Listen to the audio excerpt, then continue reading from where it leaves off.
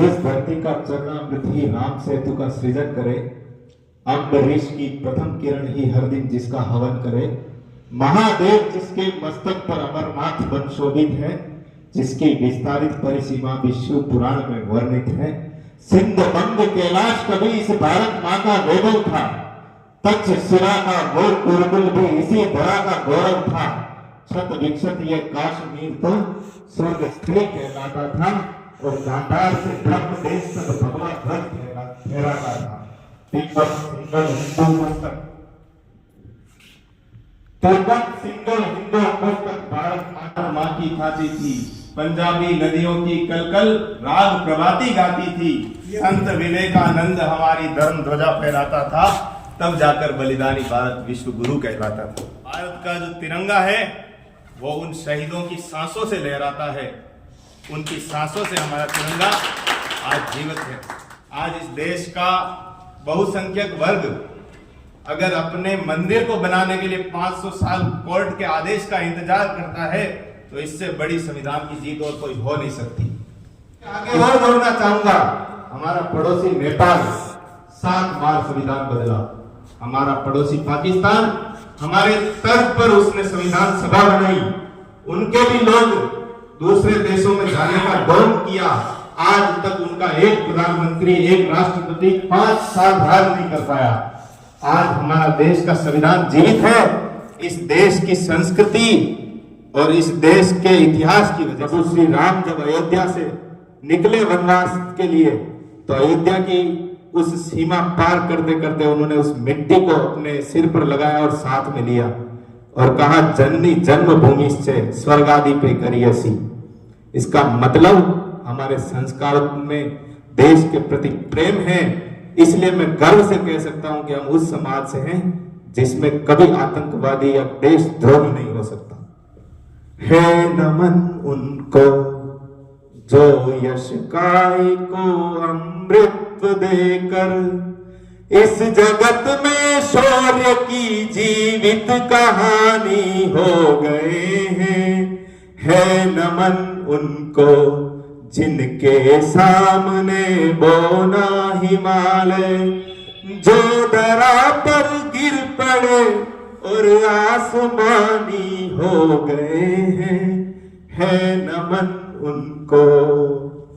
आप उनके परिवार के उस भावना से होकर गुजरेंगे जब किसी शहीद का शव घर आता है, पिता जिसके रक्त ने उज्जवल किया कुलवंश माथा, माँ वही जो दूध से इस देश की रज तोल आई, बहन जिसने सावनों में भर लिया पतझड़ स्वयं ही, हाथ ना उलझे कलाई से जो राखी खोल लाई।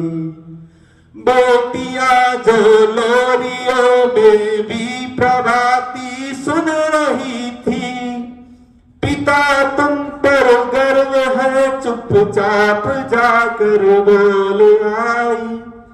प्रिया जिसकी चूड़ियों में सितारे से टूटते हैं, मांग का सिंदूर देकर जो सितारे मोल लाई। है नमन उस देहरी को, है नमन उस देहरी को, जहां तुम खेले कन्हैया, घर तुम्हारे परम तप की राजधानी हो गए हैं। है नमन उनको जिनके सामने बोना हिमालय। हमारे जो जवान होते हैं उनका परिवार होता है, उनकी बहनें होती है, उनकी बेटियां होती है, पत्नी होती है, उनमें भी उतना ही प्रेम होता है जितना हम अपने माँ बाप से करते हैं, अपने बहनों से करते हैं, अपने भाई से करते हैं। लेकिन उस पिता की भावनाएं आप देखेंगे जब अपने बेटे को कंधा देता है। ऐसे लोग किसी तनख्वाह के लिए वहां नहीं खड़े हैं, उनके मन में द्वेष भक्ति का वो ज्वार है जो इतनी शिथिल सर्दी से लेकर गर्मी में वहां खड़े रहने पर उनको प्रेरित करता है। उनके लिए हमारे मन में सम्मान होना आवश्यक है, इससे ज्यादा कुछ नहीं। हम उनके पराक्रम की ओर बढ़ते हैं।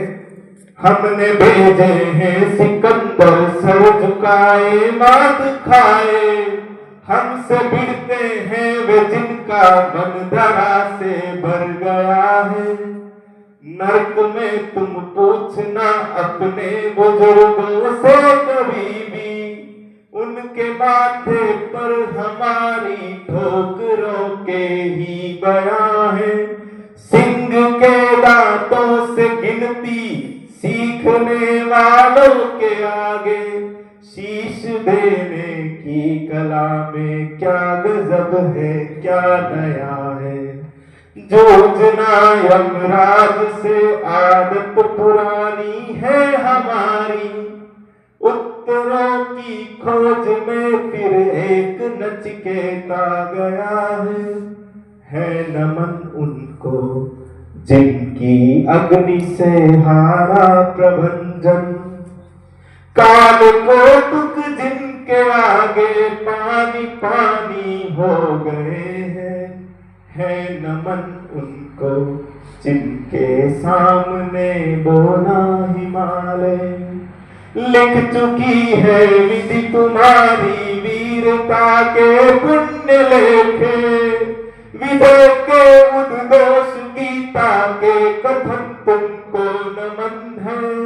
राखियों की प्रतीक्षा सिंदूर दानों की व्यथाओं, देश हित प्रतिबद्ध यौवन के सपन तुमको नमन है।